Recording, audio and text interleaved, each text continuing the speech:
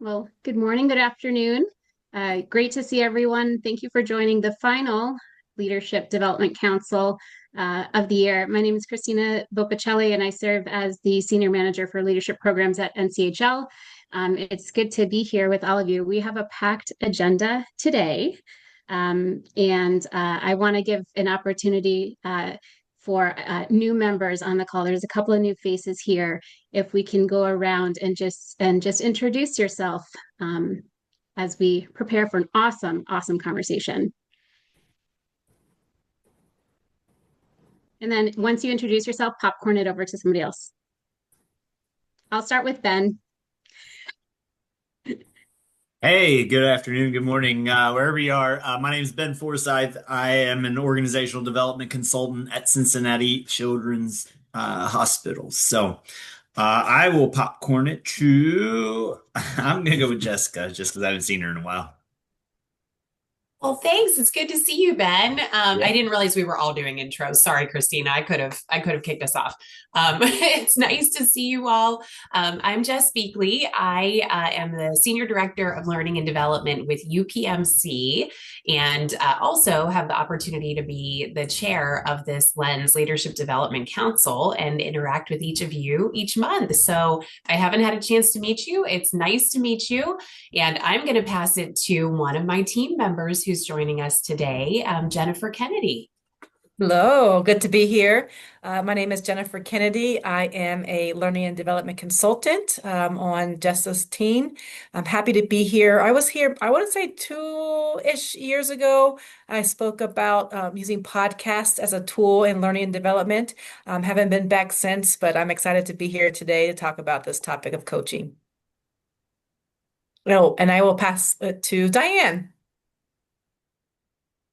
Hi, everyone. Thanks for inviting me. I'm Diane from the Mount Sinai Health System, along with Shanna. I'm the Chief Learning Officer, and I'm really thrilled to be here today. And I'll pass it to Shanna. Hi, everyone. Just got on camera in the nick of time. Hi, Diane. Hi, everyone. My name is Shanna Dagan Pereira. I am the Assistant Vice President in our Health Data Outcomes and Engagement Strategy Office at Mount Sinai. Very glad to be here. I also serve as the co-chair of our NCAF Council for NCHL. So very excited to be part of the conversation. And I will pass it on to Michelle Hill. Hi, everyone. I'm Michelle Hill, and I am a leadership coach at the Medical University of South Carolina. I'm excited to be on the call here with everyone today, and I will pass it to Janine Phillips. Hi, good afternoon, everyone. I'm Janine Phillips. I am a director at the Center for Learning and Innovation at Northwell Health. And I have been on this council for several years and will be joining the Bridging Academia and Industry one as well. So, really looking forward to our conversation today and to continue dialogue with this whole group. I will send it over to Esther. Hi, everyone. Good afternoon, good morning, good evening, wherever you are. Esther Margalit, AVP of Organizational Development. Nice to see you all. And I will pass it to Janet Crawford. Hi, everyone. This is my first meeting. I'm Janet Crawford, and I work with DJ and Healthcare Coaching Institute as the Director of Training.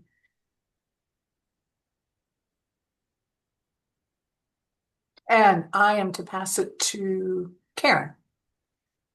Hi, everybody. Karen Teitelbaum. I'm the immediate president and past CEO of Sinai Chicago. And since I stepped away from my corporate work, I've become a certified coach, and we're going to talk about that a little bit today.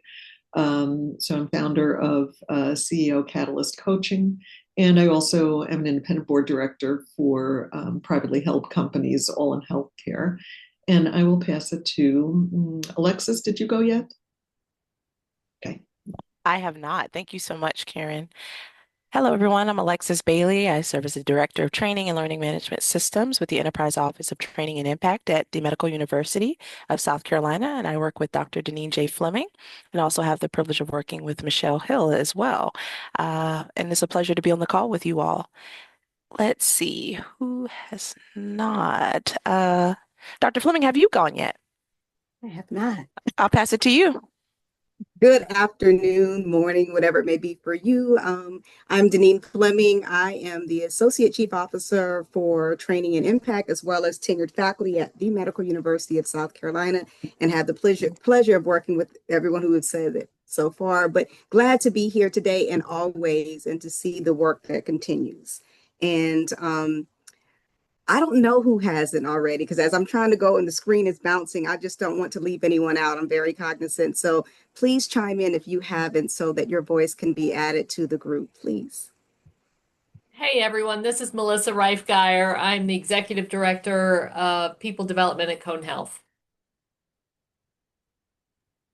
And I'll jump in as well. My name is Lauren Register. I work with the Healthcare Coaching Institute with DJ and Janet, and work with marketing and community building. I think I might Hello, be everybody. Packed room, some wonderful, amazing people. Thank you for being here. I want to hand it over to Jessica for some just opening remarks, and just give her kudos for presenting at our most recent Leadership Excellence Summit in Chicago. She did a fantastic job with her colleague, Marielle, and just you did a fantastic job. So I'll hand it over to you, and then we will, I'll introduce EJ and the team. Thank you so much, Christina. And it's so great to see some new faces and to reconnect with folks that have participated on the council previously too. So it's great to get to spend some time with you, and had a really nice opportunity that Christina just mentioned in the NCHL Fall Conference that just occurred, and saw some of you there, which was fantastic. And always just want to put a plug in to keep an eye out for those opportunities, because nothing quite replaces our ability to connect real life in person outside of the screen. And so we'll ask you to stay tuned for those. And as we approach 2026. And as you see, one of the things that we're hopeful to maybe have a few minutes to spend some time on before we wrap up is looking at 2026 and what some of those goals, what are the things that are top of mind for each of you in your organizations in this industry,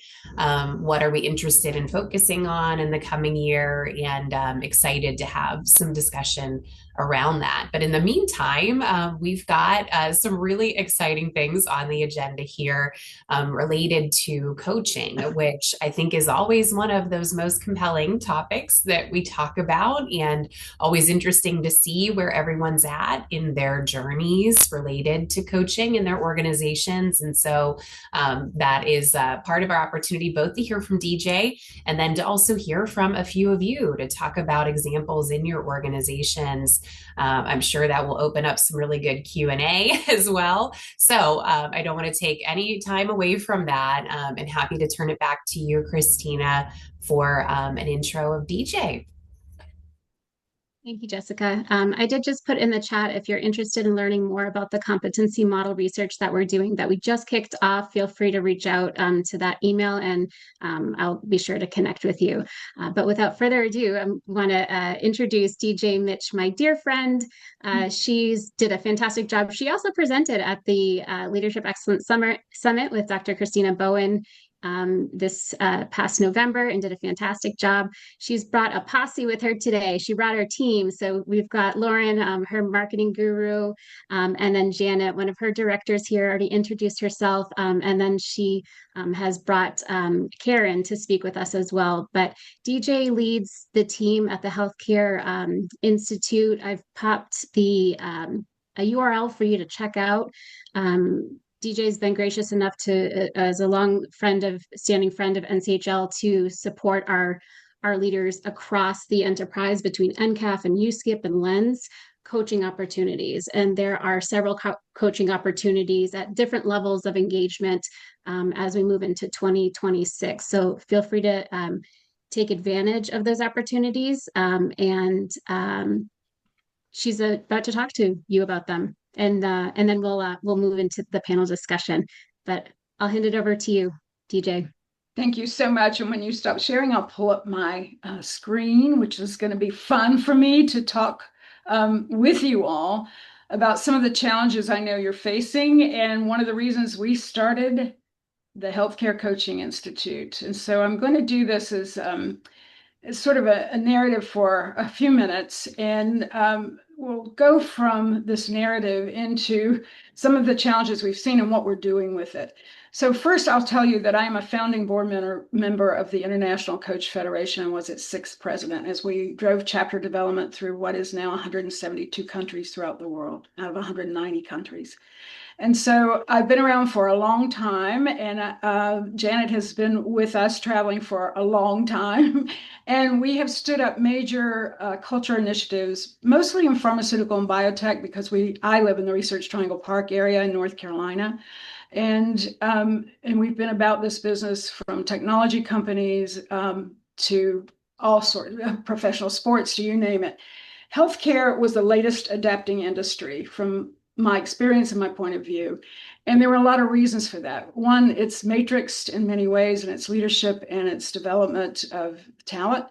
And there was no common point of entry. And I'm sure you all are still managing that as these systems begin to merge and acquire each other, and you're in complex times.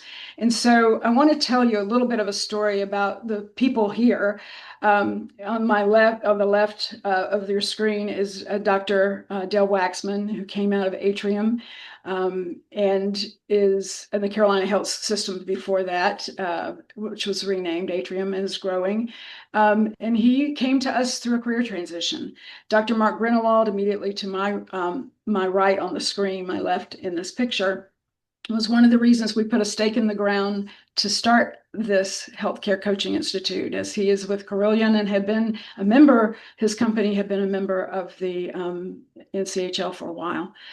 Dr. Bryant Murphy and I spoke 3 years ago, about the initiative at UNC Health Systems, where he was the lead on coaching in the School of Medicine, because in that complex environment, the healthcare system had, 2 or 3 coaches that were full-time and staff, but the School of Medicine really had separate needs. And they came to me and said, would you help us build out something that would be an initiative that would stand up coaching in our organization? I'm going to show you some of the results of that as I move through this. But he is now on our faculty because as he's gone through his own career transitions, he wanted to play in the teaching space, and he's brilliant. Then my husband, who is my business partner, and we both quit our jobs at the same time 31 and a half years ago, which we don't recommend, and started this business. And we didn't know what kind of journey we would have or that we would land in the healthcare space, but we have. And he's an environmental scientist by education. And then the darling Janet Crawford, whom you've already met briefly, is brilliant. She was a foremost female leader in Humana and some other healthcare systems. So she comes with that background as well. So why healthcare? Well, Dr. Christina Bowen, for those of you who were in Chicago, was your keynote speaker, and she hired us to help build out a coaching initiative in East Carolina. And so she told you some of the story about what they're doing overall through the well-being initiatives. And coaching is sort of a platform that's underpinning all of it in the conversation. So I'll tell you a little bit more as we go through about how we've done that, both in the UNC system and then with ECU. And then she and I had a robust session and conversation about what it looks like to take a quantum leap. And then you'll see the gentleman on my right, many of you know as Joe Adams from Ohio Health, who also hosted the Spring Summit, where one of our colleagues and faculty members spoke with me. I want to show you this cohort of 2025, which includes some of your LENS members. And the reason for doing that is that we intentionally cobble together a cohort that includes like a Dr. Jonathan Fisher, who is a renowned cardiologist out of out of Novant, he would kill me, out of Novant in Charlotte. And he has 6 colleagues who are in this room with him. And Jonathan has written a book called Just One Heart. If you haven't read that or don't know about it, you might want to pick it up and just sort of look through it, because it is a blending of the coaching conversation with what he knows about the science of how the heart works. I'm not going to go through an introduction of all these people, but the point is we have hospital CEOs who have gone through this, as Karen Teitelbaum is here to speak to her experience. We have had APPs, we have had we have a lot of folks who are getting longer in the tooth, who are in a career transition and who want to give back, but didn't have a bridge or pathway to do that before, other than as mentors or coming in as faculty. There are many of those folks who are coming through this program who are beginning to coach as a give back. And it is one of the most heartening ways for us to experience the richness of seeing these people develop as coaches. So there are 28 people in this cohort. I think there are about 22 of them here, and we were just gathering. So that's why they're still looking at the computer. Otherwise, they're totally engaged. But they have an exquisite experience because one of the components of our program is the buddy coaching, and we match people with unlike people. So we match a CEO with somebody who might be frontline so that they have the experience of growing their skills together. You all know that the business case for coaching has changed over time, and from the edge of complexity, which was part of the conversation we had with you, with Dr. Bowen and me in the breakout room, if you made that. We're looking at not only retention and engagement and satisfaction, and hopefully you're seeding the surveys that will give you that kind of information. And you know the cost of turnover of one physician is somewhere between $500,000 and $1 million, depending on market, and sometimes it's a lot more than that. So it's been one of those increasing costs, and particularly as you go through the merger and the complexities of bringing other smaller organizations into some of your major organizations. The career advancement has always been what coaching is about in internal organizations, but the career extension is the thing that I'm speaking to about the Dr. Walter Pofile, who was the CEO of East Carolina Health and is now a coach living in the mountains of North Carolina, not retired, but studying coaching so that he can give back. And I'm going to have Karen Teitelbaum tell you a little bit about her own transition to getting to a place where she sought this out. So those are 4 primary things. And as we go through the rest of what I'm talking with you about, one of the things that always surfaces, and this might be fun for your question and answer period, is what is the question you're trying to address? Like, of the trends that you hear and the things that I'm bringing forward, what's the biggest question on the hearts and minds of all those you support? What is the biggest question you're trying to address? So as we look at these relevant trends in healthcare coaching, some senior leaders are becoming more proactive and selective about who to coach within the organizations. The leaders who need to have a performance conversation don't always know how to. So there's the Leaders Coach training, which we bring online and have for the past 31 years. It was one of our first programs, and we've gone through many iterations of that, but landed in the healthcare space with a beautiful program that most of those people who've been through any of it will say is transformational in 7 weeks. There is more training for leaders to coach, as I said, more coaching for senior leaders. And that's been a trend that's been ticking up for a while. And we're seeing people who are disheartened and sad or discontent, not knowing what to do to reach out to whom, right? So what is the question that you all are wrestling with around that? And then coaching executives for innovation and planning. There are a lot of lonely people. I am working right now, I only work with about 3 people at a time on the executive side personally, but I do it to keep my hand in the trends and the needs and what I see. But the sadness and the disheartenment around the payer markets, around government influences in politics, around all the things that you all are facing come up every week in our space, and they come up in our classrooms. And so what we're doing is helping people navigate how do you stay in your own space of being creative, resourceful, and whole as you're bringing other people into that frame with you. So coaching executives, reducing group coaching. Some of our folks that you saw as I introduced our team are doing a lot of group coaching and coaching group chairs. Reducing barriers for access to wellness. Some of the work we're doing is being funded in the state of North Carolina by Duke Endowment. I've done a lot of work in helping stand up the Kansas Health Foundation and the Kansas Leadership Center and their coaching program over the years. That coaching program was stood up by the foundation, which is Kellogg funded, Kellogg family funded. There's always money. And when I hear people in your position start talking about one of the trends is there's no budget, I want to say hogwash, because there always is money to be accessed. And so forgive my southern statement, but what I want you all to do over time is to get to the point where you can stand coaching up in a way that has people dying to support your initiatives. So the senior providers and chairs need to shift from sacrifice and lack of self-care themselves to being a model of balance. And that's one of the things that Christina Bowen and her team took on big time. You know, we've got to really model this. So they don't talk to me after 5 o'clock. They wouldn't talk to you after 5 o'clock, right? On those days where they need to be other places.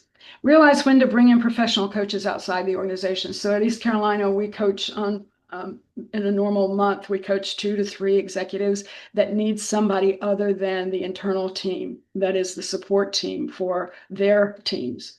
And then teaming across all provider models and the balance in that. So effective team coaching is new to this space, and it's something that we're just beginning to scratch the surface of.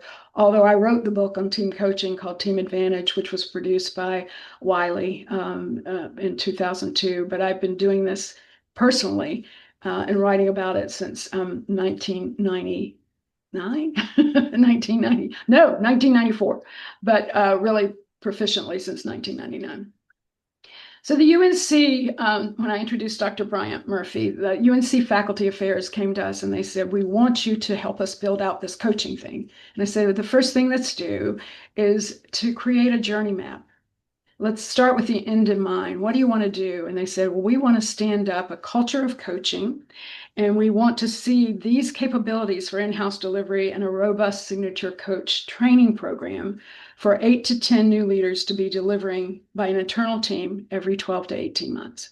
So that was the goal. And then when we begin to look at the objectives of what to start with, the top of our funnel is always the leader's coach. And we targeted 120 of their 2,500 members of the School of Medicine faculty.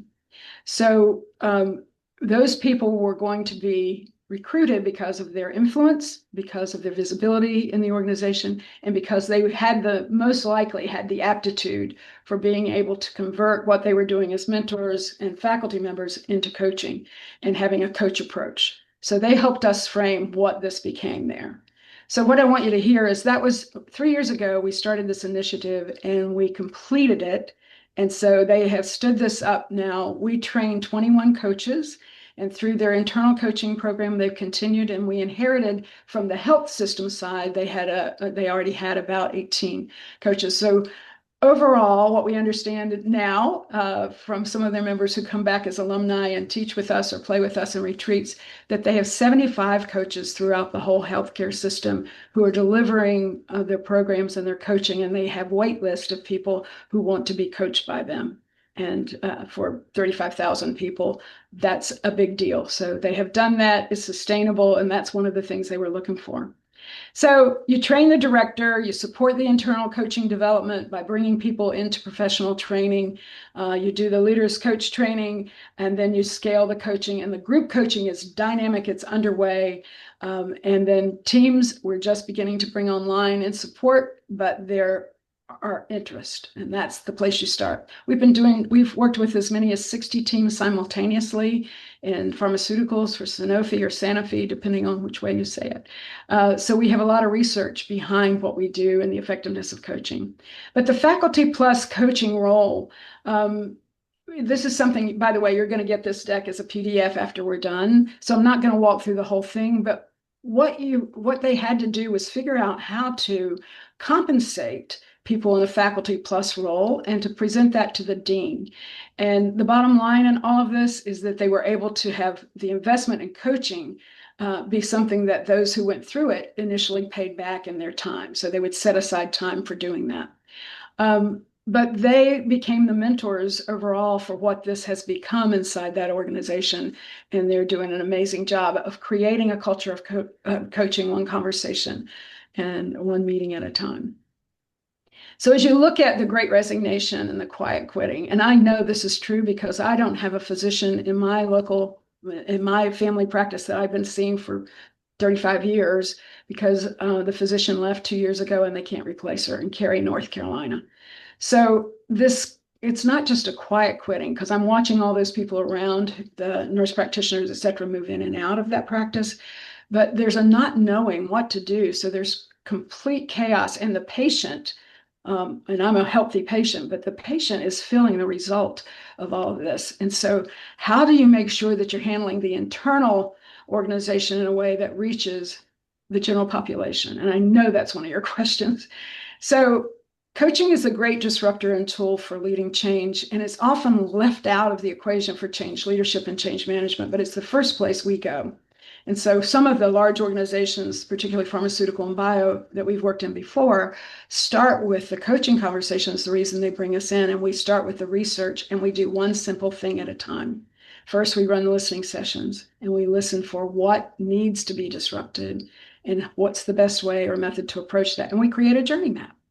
So as I'm seeding this, I'm going to skip around because I want you to have time for your other presentations. But I just want you, I'm touching on these things to help you address the question that's most on your mind. Most of you have seen this. One of the things we like to do is leave organizations with their own definition of coaching. What does it mean to your folks, right? So the Internal Coach Federation identifies coaching as partnering with clients in a thought-provoking creative process.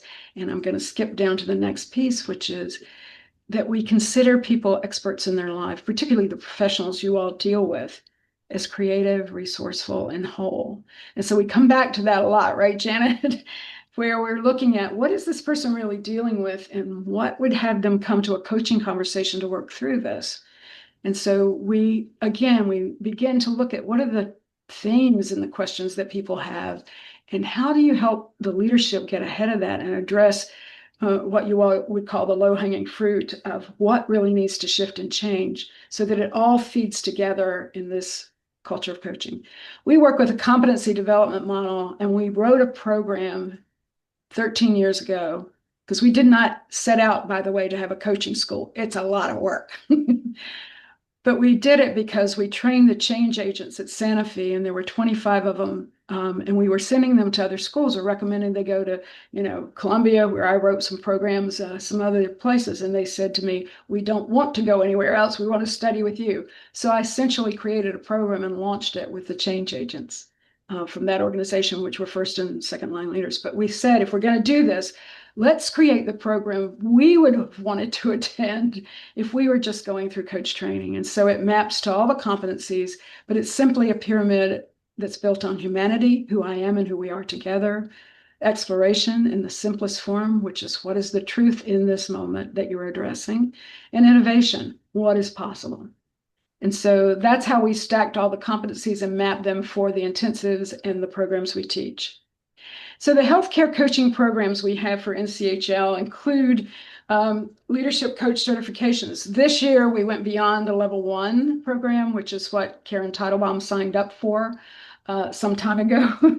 And then she came back and finished the level 2. So she can tell you a little bit about that. But the first offering is level 1, which is a 64-hour course that includes 3 virtual intensives, and it's weekly 2-hour virtual labs. And then we also have 1.5-hour healthcare specific classes on Saturdays that we have included in our signature program. And those are rich. They're led by the physician leaders who have gone through our program who are now faculty. Level 2 is a 134-hour course that includes the virtual intensives, but it also goes into the business building, group coaching, how are you going to stand up your own practice inside the organization if you're going to do that, or if you're going to be like Karen and have this be your runway for a transition, then you're going to want to build your business. And she's gone back and done that pretty recently, which I hopefully she'll speak to.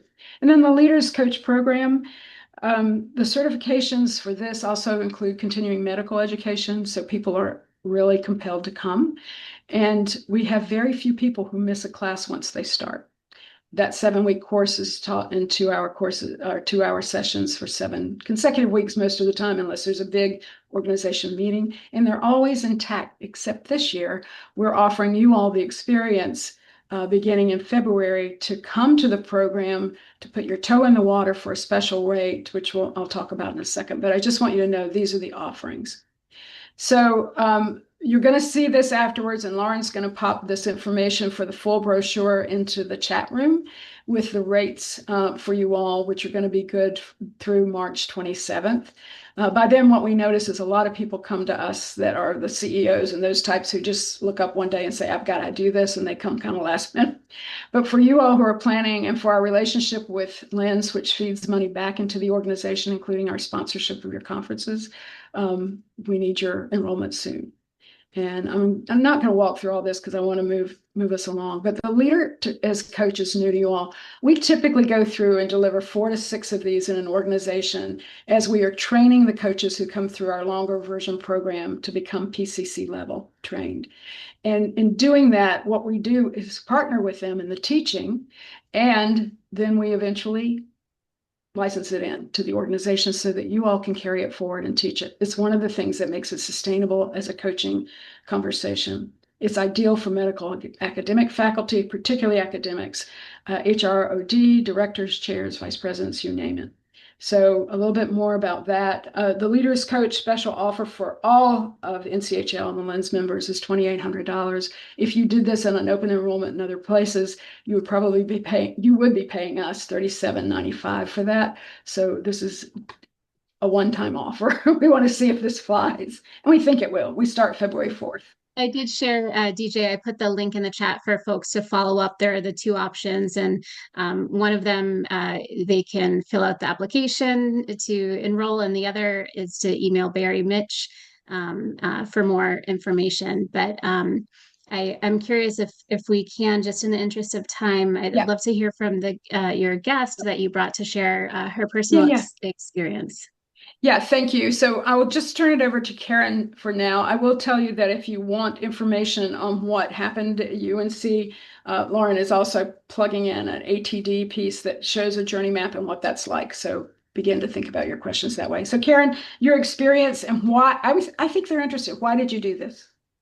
So when I started to think about stepping away from Sinai and stop doing what I've been doing for a very, very long time, when I thought about what really excited me and what I really loved doing, and you're all healthcare leaders, and I'm sure you don't have enough fingers and toes to count how many times people knock on your door and say, hey, can I bounce something off of you, right? And that's one of the things I loved most about being a CEO. And I thought, well, if I want to cultivate that, and we in healthcare we love our standards, right? We love being trained, right? And I thought, if I'm going to do this, I really want to do it right. This is a profession, this is a discipline. And I looked at many, many programs and was lucky enough to land on this particular program, NCHL, and coming through HCI in the Pyramid Resource Group. And I spent a lot of time with DJ and Jana.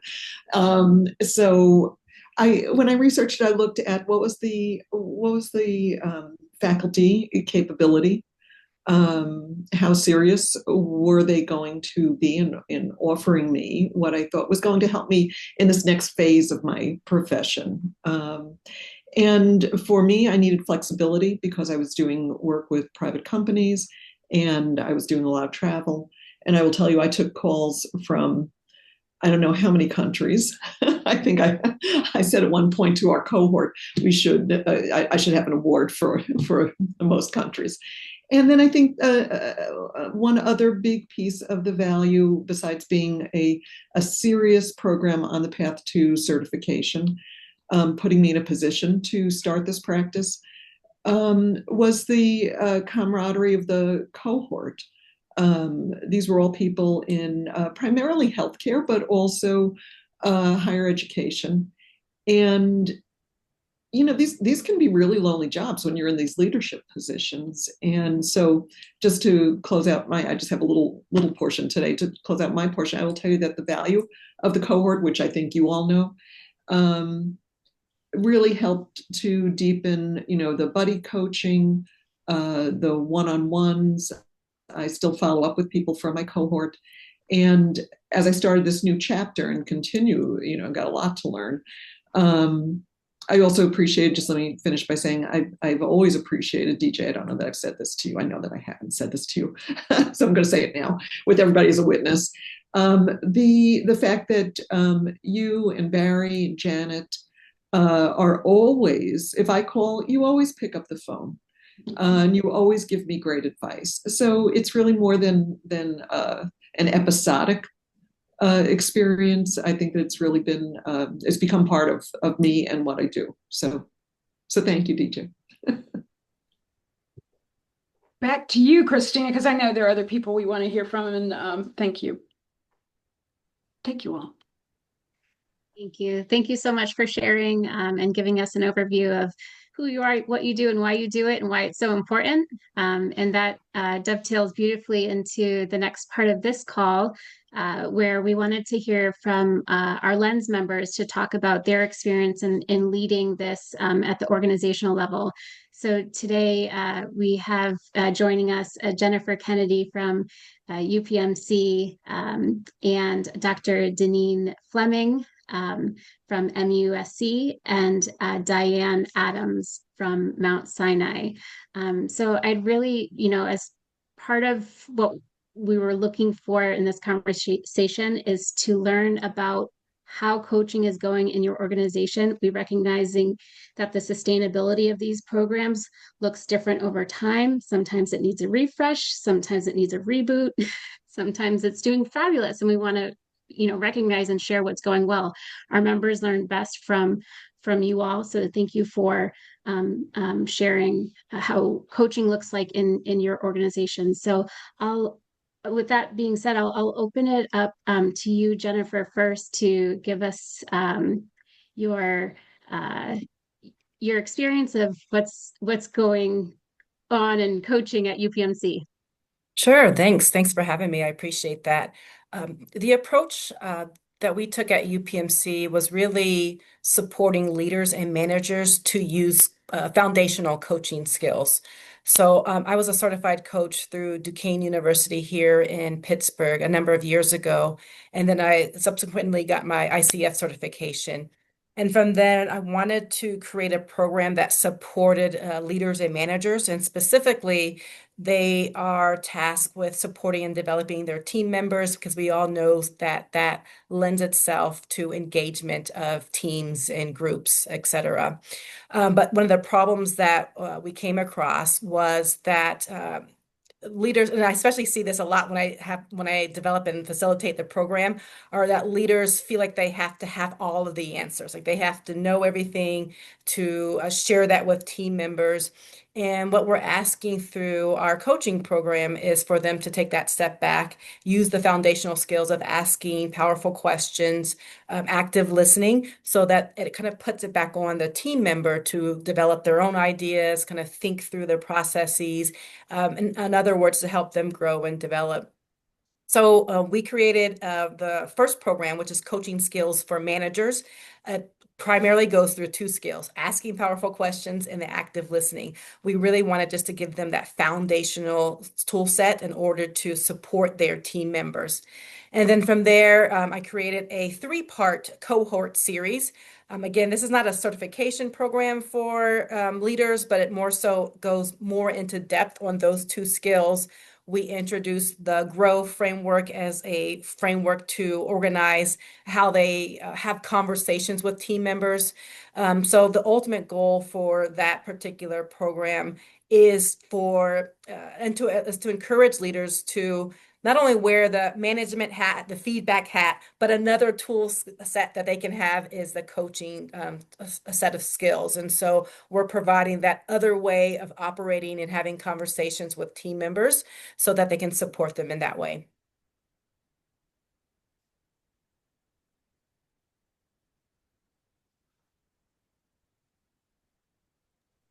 Thanks, Jennifer. I Brilliant. appreciate you sharing.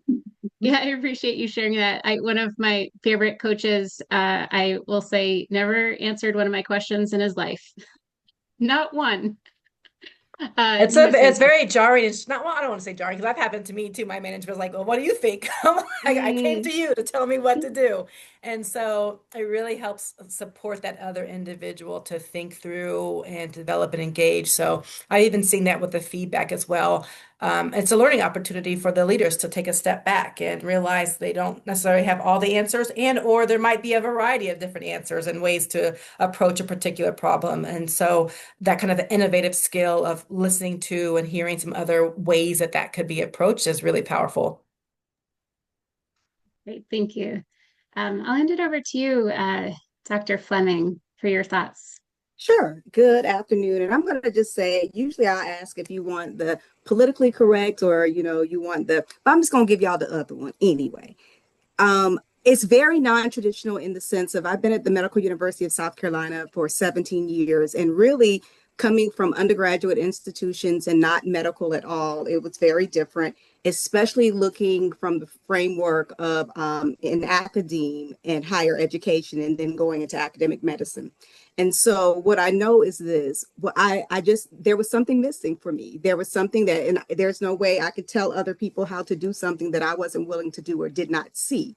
And so first trying to work within what was currently there and always coming up against, I'm not seeing women. I'm not seeing people who look like me. I'm just not seeing.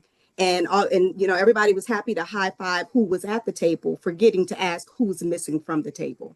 And so I sought out quite a few things. It took a number of years and then settled upon working closely with Dr. Kathy Obear with the Center for Transformation and Change. And that was a part of the transformation for me in creating programs. Decided to create, when you think about coaching, if you don't see what you know is needed or necessary, then you got to work to create it. Because I was going to conferences, I was talking to people, and it sounded great. You ever went someplace and, you're gung-ho, you're going to come back. And then you're like, when you get back, this is not going to work here. It will never work. And so how to make it work where we work, because if nothing else, I knew my people.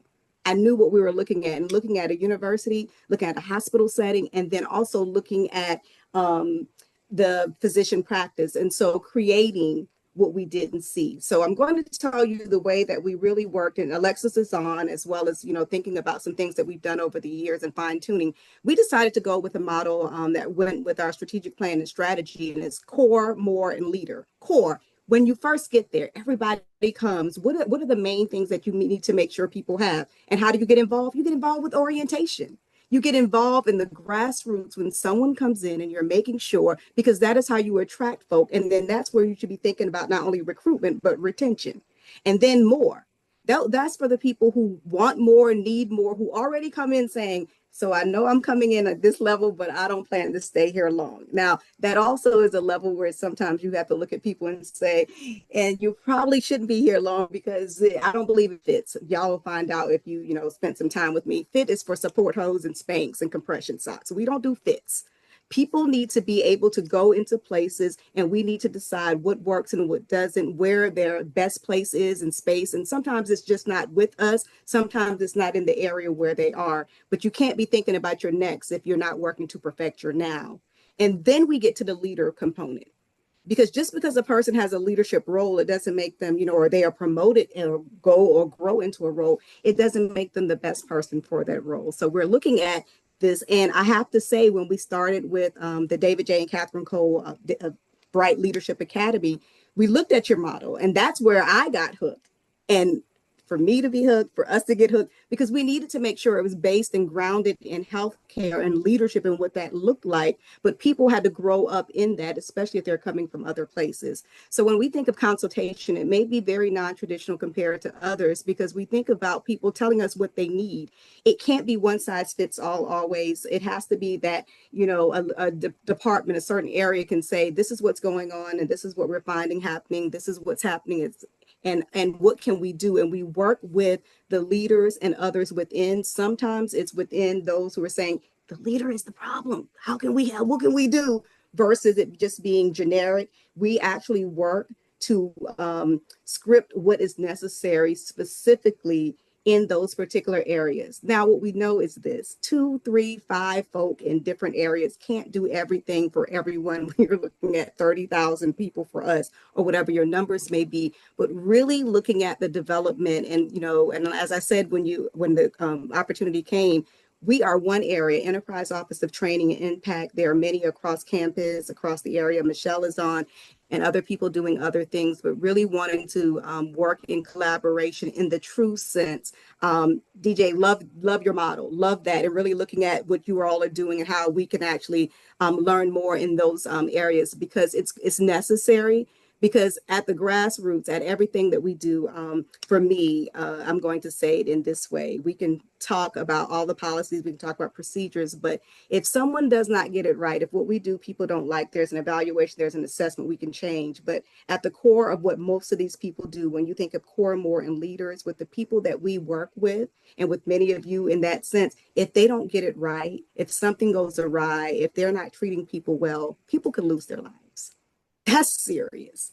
And so how do we make sure they have what they need in order to go in and be able to fulfill all of the things that we say and who we say we are? So we're not just saying it and we're not just swaying every time something happens, but really talking to people and getting to the heart of the matter, which is the work that we all do, that is sustainable, that it doesn't matter who's in administration, it doesn't matter what goes on or what doesn't go on, that it matters in that way. So that's a part of how we do what we do. That's a part of how we really individualize the coaching and what that looks like. And then when they actually want consultations and want to talk with us, that we are working individually and independently with them, and then bringing people together through programs that we've created specifically for what we know the needs are at the Medical University of South Carolina. Are they transferable? By all means, they can be, but making sure it's tailored.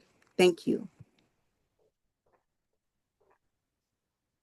Thank you so much, Dr. Fleming. And I want to give a shout out to Malia, my colleague over here at NCHL. She had recommended you for this panel, and I can see why. You're very passionate about what you do. And I will say you have the best signature on your email. Not that it's a competition, but I need to share. Have an amazing week on purpose. That's how she ends her email. And it just made me smile. Thank you. Thank you. Thanks for sharing. Diane, I'd like to offer you an opportunity to share what you're doing and leading over in Mount Sinai. Thank you so much. And thank you to the folks who came before me. I think sometimes the best part about being invited to speak somewhere is hearing the people who come before and after you. So for me, this has already sparked a lot of insight. So at Mount Sinai, in terms of coaching, we are evolving, which I'm happy to say because we always should be evolving. So currently, we have different sort of lanes of coaching. So the first and its most basic is how we embed coaching skills within our leaders. So we have coaching embedded into all of our core programs under the Leadership Academy. It's one of those skills that we don't care if we're redundant in programs. We view it as reinforcing in the different programs, and we build on it. Then we have a separate 3-part coaching certificate program for leaders who want to enhance their coaching skills. So that's really our basic. We also have and have had for years individual coaching available to leaders. So we have both requests for remedial reasons. So someone's doing something wrong, we're about to let them go. They need a coach to send that life preserver. And we have coaching for investment. These are high performers, and we want to really invest in them. A decade ago, I would tell you it was almost always remedial and lifeline type of coaching. And now I'm really proud to say it's really shifted to investment, and that wasn't by accident. So we did a lot of really connecting with the leaders, the high potential leaders who were visible in the organization, and really help them be courageous and share that they had coaches, including most recently our CEO at a town hall. So that has really helped us shift the model to really looking at, we have limited coaching dollars and resources, and we're putting them into folks we want to invest in. And the people who do the coaching are a mix of internal and external. So we've used a couple of the larger companies occasionally. I have a handful of independent contractors who are quite reasonable and have worked with the organization for some time. And then I have internal folks in my shop who are either ICF certified or going for their certification, who do this coaching. We determine whether to go out or in based on a few things, like do we have enough time and resources? Or sometimes someone's at a level where we really need someone external. It would just not be appropriate to use someone internal. Then we have group coaching, and we typically have group coaching in 3 categories. So the first is we have some group coaching attached with some programs. So there are some cohorted deep leadership programs that as part of that have group coaching. The second is we have drop-in group coaching. So we have regular drop-in hours where people just want to drop in, test the water, see what it's like. They could present a problem. There'll be other people there, and they do group coaching.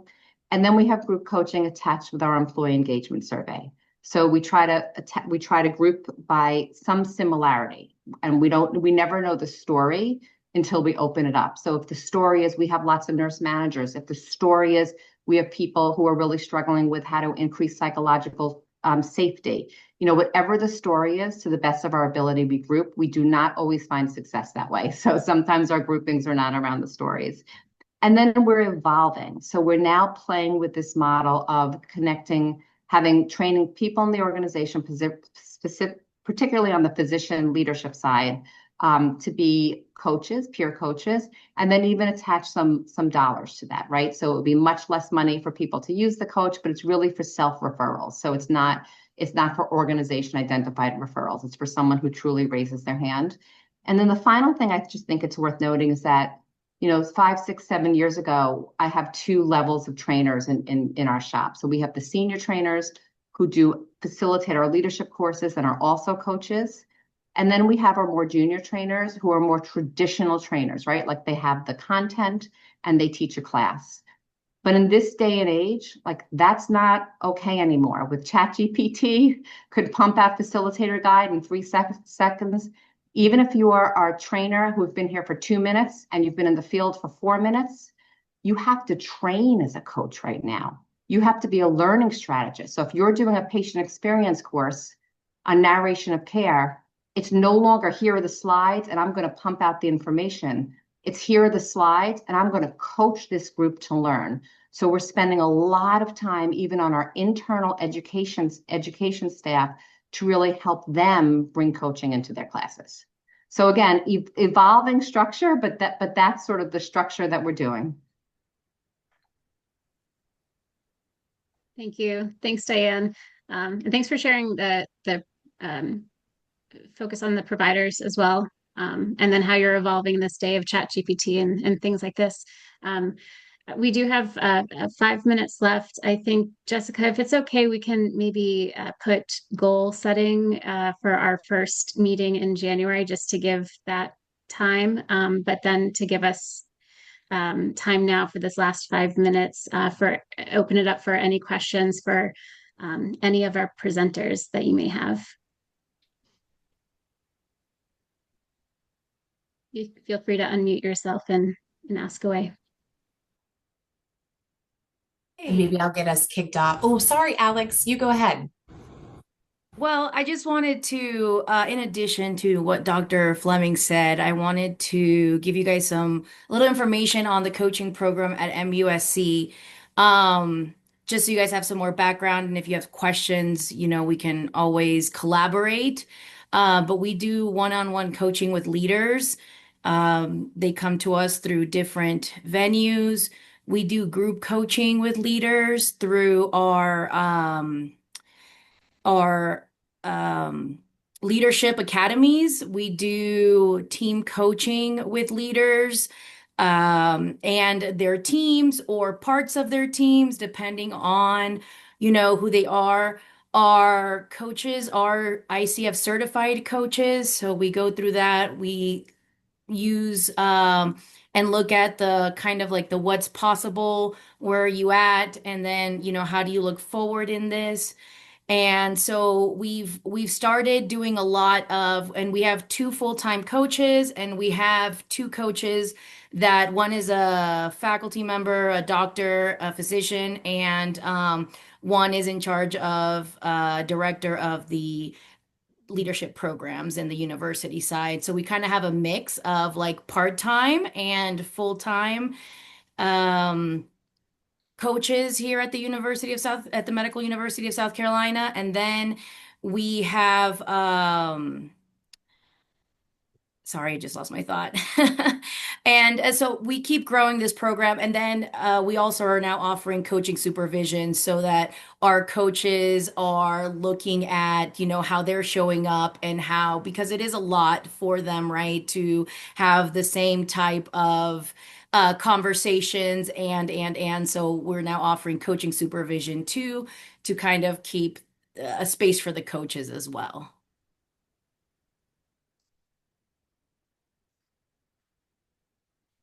Diane, I have a question for you regarding your group coaching and employee engagement. How long are your engagements with the group coaching? Is it kind of a one-off thing? Is there multi-week, multi-month? And then are you allowing self-selection, or are you selecting departments based on, an index score or something along those lines? So it really depends on the program. So if you're speaking about our engagement survey, it's self-selection. So I will tell you that we've tried to do some remedial coaching based on some of the engagement scores and have been less successful around that. So we're changing our strategy. And it's typically around 3 months, but we really try to go where the energy is and not force it by time, right? So the groups tend to create their own timeline in terms of whatever they're working on. Okay, great. Thank you. I know Jessica did have a question in the chat about the infrastructure. I think we may have an opportunity to do some benchmarking internally with this group and our members. Jessica, we might want to put together perhaps a survey that might be of value to understand maybe some structure. I love that. And it's any final also, thoughts, Jessica? Sorry, go ahead. Just gonna say, even an exercise like that is always helpful for kind of all of us in being able to have that benchmarking data available.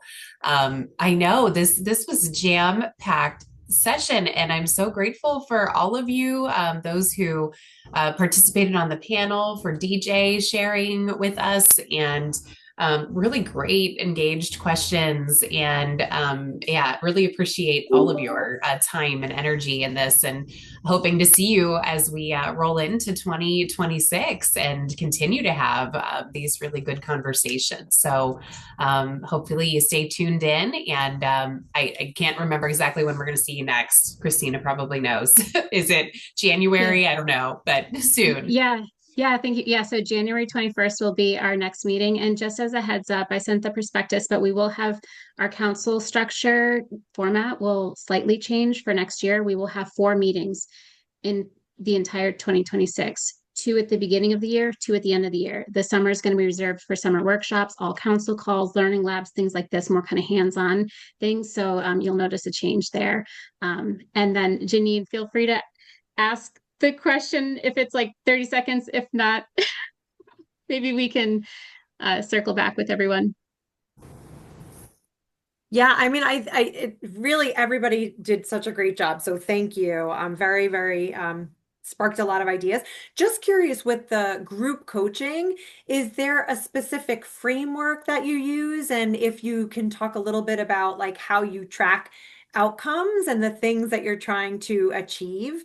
One of the things that we're looking at doing is just to scale in our leadership development program. We can't have one-on-one coaching with like all levels of leaders. So what we're looking to do is implement group coaching at our leader of leader level. So we'll have a minimum of 120 participants. And we really want the group coaching to enable that cohort experience, even though that's such a large number. So just curious if you have any kind of advice or, lessons learned about the group coaching. Is that question for me, Janine? Yeah, that would and I'd be happy to connect with you after. So again, I go back on evolving, right? So if it's the group coaching attached to programs, we typically use our engagement and pulse surveys as some of our outcome measures. Or 360s if it's involved in one of our leadership programs, because it's a program around leading from within and it's self-reflection. But I do want to just comment, the resource issue, it is a real challenge. I mean, that is our biggest challenge. I mean, the fact that ICF requires hours is a good thing, because you have people who actually raise their hand and want to do it. So that works for us, but having the time to do it is a real challenge. Yeah. Great. Yeah. And on our end, when we're teaching group coaching, Janine, we are teaching you to look for that common point and to start the equation for the group coaching with what do they need and want to work on. So they drive the agenda in a lot of ways. And so the impact is always around the both and, right? Both what is the organization, how's the organization shape the content or the context? And then what happens inside of that framework is always evolutionary, and innovation happens in that space. So group coaching is really important. And if you're looking for a way to break it down, no more than 6 to 8 people, sometimes 10 per group. So look at what are the, differentiators between each of the groups, and then who's going to conduct that. And you want somebody who has advanced coaching skills for the start, or it can go south in a hurry because there are all sorts of ethics questions that come up. There are all sorts of things that surface out of this that you're going to want to make sure you have your hands around, and that the organization is protected, but more importantly, that the people who bear their souls in those conversations, and they will, are protected.